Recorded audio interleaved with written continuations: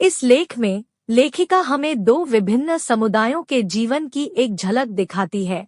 एक बनने वाले जो बांग्लादेश से आए हैं और दिल्ली के बाहरी क्षेत्र सीमापुरी में बस गए हैं। दो बनाने वाले जो फिरोजाबाद नगर में पीढ़ियों से रहते आए हैं। लेखिका प्रत्येक प्रातः को साहिब नामक एक लड़के को अपने पड़ोस में देखती है। वह लड़का कूड़े के ढेरों, कुछ सिक्कों या अन्य चीजों की तलाश करता रहता है। साहिब बहुत समय पहले अपने ढाका के घर को छोड़ आया था।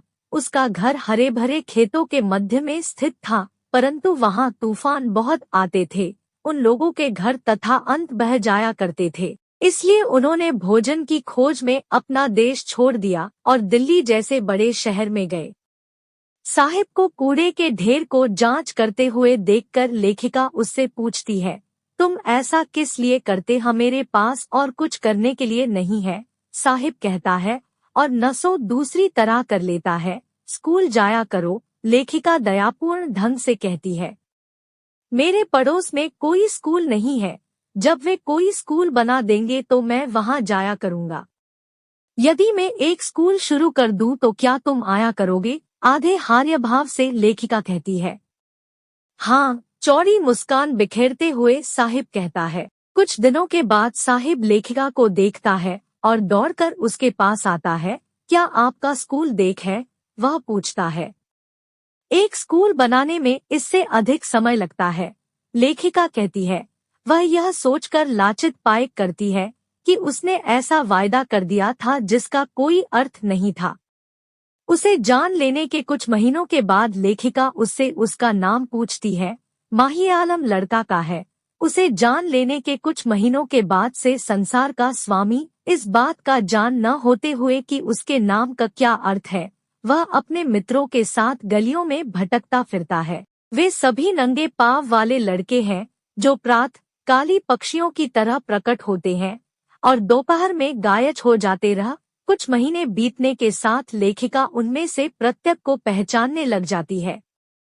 इन कबाड़ बोने वाले लोगों के विषय में ज्यादा जानने के लिए लेखिका सोमापुरी जाती है, जो दिल्ली के बाग क्षेत्र में स्थित एक जगह है। वे लोग जो यहाँ रहते हैं 1971 में बांग्लादेश से आए हुए प्रवासी हैं।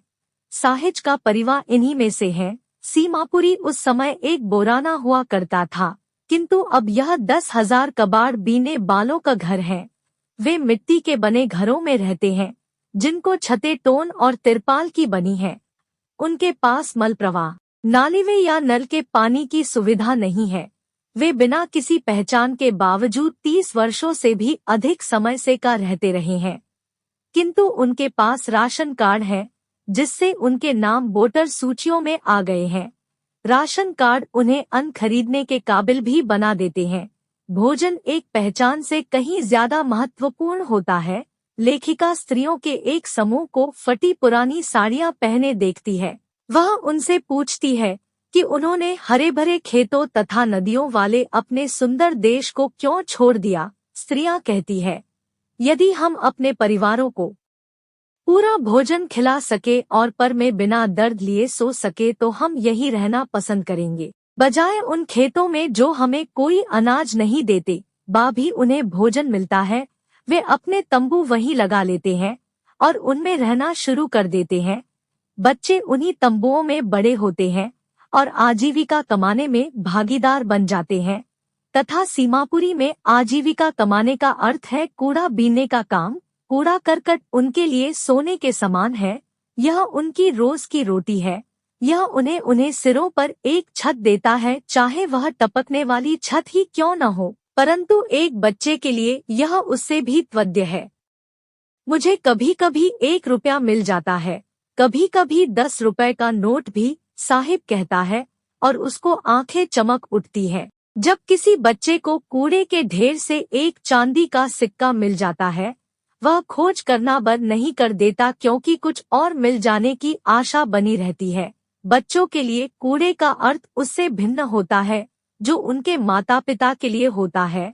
इन बच्चों के लिए यह जीवित रहने का एक साधन होता है, भरा एक देश होता है आश्चर्यों से, जबकि बड़ों के लिए सर्दी के मौसम की एक प्रातः को लेखिका साहिब को एक क्लब के गेट के पास खड़ा देखती है।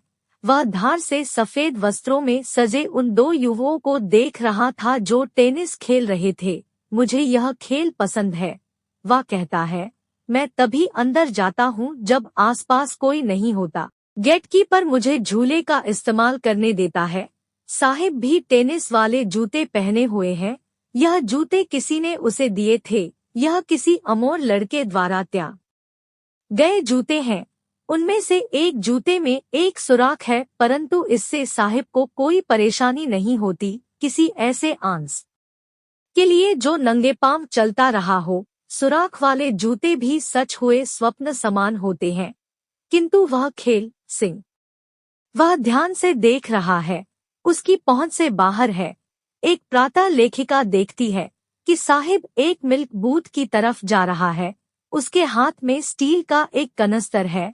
अब मैं एक टी स्टॉल पर काम करता हूँ। मुझे 800 रुपए और मेरी सारी खुराक दी जाती है, कहता है। लेखिका देखती है कि साहिब का चेहरा पहले वाला चिंतारहित वाला भाव खो बैठा है। वह स्टील का कनस्तर उस प्लास्टिक बैग से भारी प्रतीत होता है जो वह अपने कंधे पर उठाए रखा करता था। वह बैग उसका अपना हुआ करता था।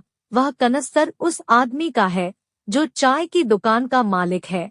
साहिब अब खुद अपना मालिक नहीं रहा है। लेखिका फिरोजाबाद में मुकेश हाँ एक के मिलती है। केडिया ने कारों के एक परिवार से या स्वप्न फिरोजाबाद की पूती के एक परिवार में के लिए प्रसिद्ध है। प्रत्येक दूसरा परिवार चूड़ियां बनाने के लगी रही है। मुकेश का परिवार भी उन्हीं में से है।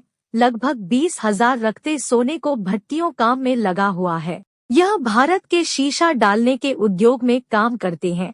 उनके माता पिता नहीं जानते कि बच्चों से ऊंचे तापमान अधे गए पट्टियों में काम करता प्रकाश का अभाव होता नहीं जाते कि बच्चों से ऊंचे तापमान दिन प्रसन्नता सहित लेखिका करते रहते हैं और अक्या वे अपनी बात और कानूनी है।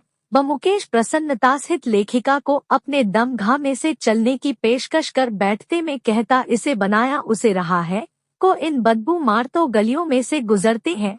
जो कहना है जिसे किन के उनमें तथा के पोस्ट रही है, जिनके हिलते हुए देरकाले कनकर से के हैं, उनमें मानवों तथा पशुओं के परिवारों की भीड़ जिन हुई है, कता है और धक्का देकर इसे खोलता है, भरी हुई है। वे उन यह एक आधीबनी एक ओपड़ी। मुकेश इसी प्रकार के एक घर के दरवाजे पर है। एक मुसी युवा स्त्री पूरे परिवार के लिए सायं को पाव के एक हिस्से में सक्यों बनाने भाई की एक बुढ़िया सकेर का पिता अंदर आता है तो वह अपने पंचर को बरकती है। मुकेश के वह बुद्ध एक चूड़ियां बनाने वाला है। लंबे वर्षों के कड़े परिश्रम के बावजूद चेहरे के और दोकाती को स्कूल भेजने में असफल रहा है। वह केवल इतना ही करने में समर्थ रहा है कि उन दो आप को पदे वह स्वयं चूड़ियों को पालिश करते समय उड़ने वाली धूल के कारण अंधा हो चुका हवा उसका कर्म है, उसका भाग्य है। मुकेश की दादी कहती है इंडियों बनाने वालों की जाति में जन्म लेकर उन्होंने अपने सारे जीवन में चूड़ियों के अतिरिक्त और कुछ भी को देखा है। घर में, आंगन में, हर दूसरे घर में, हर दूसरे आंगन में, फिरोजाबाद को हर गली भौर अंधेरी झोपड़ियों में लड़के और लड़कियां अपने पिताओं और माताओं के साथ बैठे होते हैं।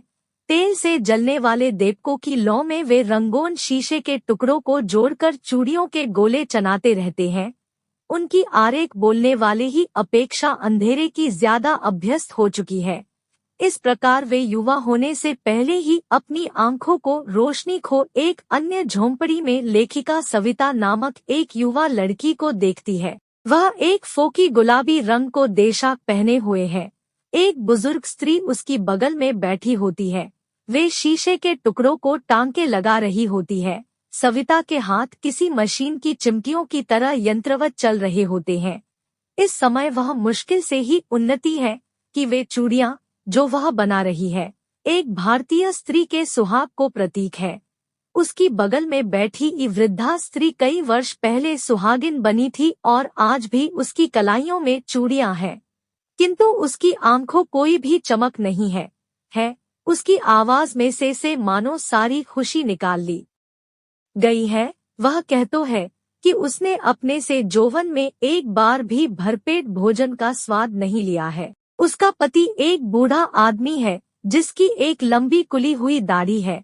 वह कहता है, मैं चूड़ियों के अतिरिक्त और कुछ नहीं जानता हूँ, किंतु उसे यह कहते हुए सांत्वना महसूस होती है कि उसने अपने परिवार के रहने के लिए एक घर बना लिया है। उसके सिर पर कम से कम एक छत तो है।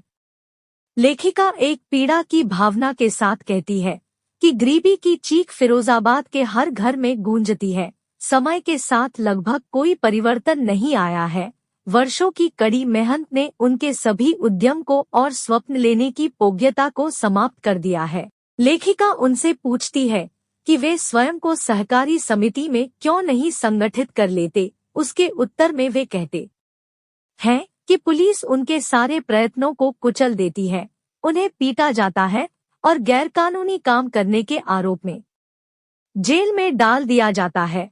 वे साहूकारों, दलालों, पुलिस वालों, नौकरशाहों और राजनीतिज्ञों के कुचक्र में फंस चुन है।